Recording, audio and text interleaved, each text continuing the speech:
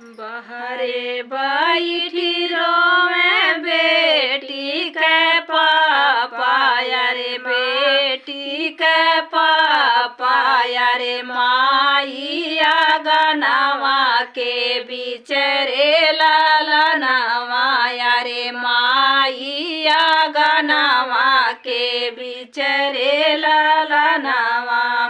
गड़िया पकड़ी रोवे बेटी के भाइया यारे बेटी के भाइया यारे आज बहिनी आइलू पाराई रे लालनावा यारे आजू बहिनी भाईलू पाराई रे लालनावा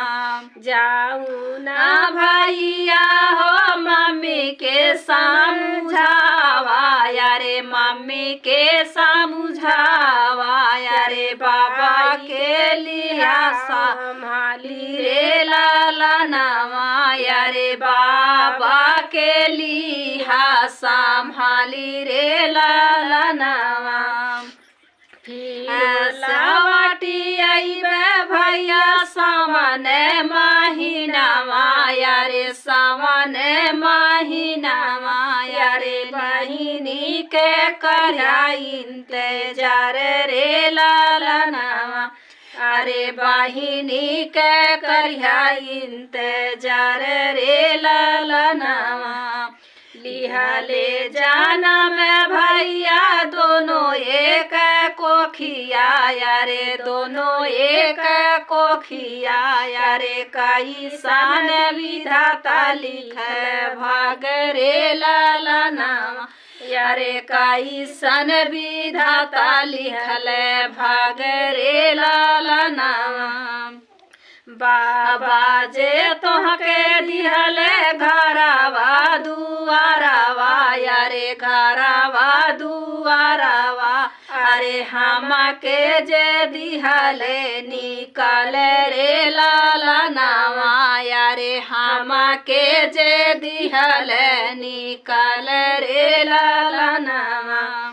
धन हमरे बाबा यारे धन हमारी माई यारे धन हमारी माई अरे कई दिहली आज हुई आखरे लालनावा अरे कई दिहली आज दुई आखिरे लालनावा जही दिन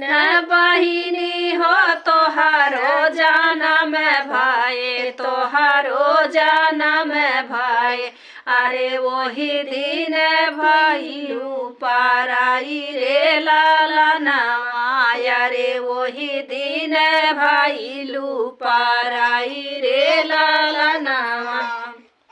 जात बानी बहिनी हो दुही दूर देशवा यारे तुही दूर देशवा यारे कई दिहू घर सुन सान रे लालनावा अरे कई दिहलू घर सुन सान रे लालनावा।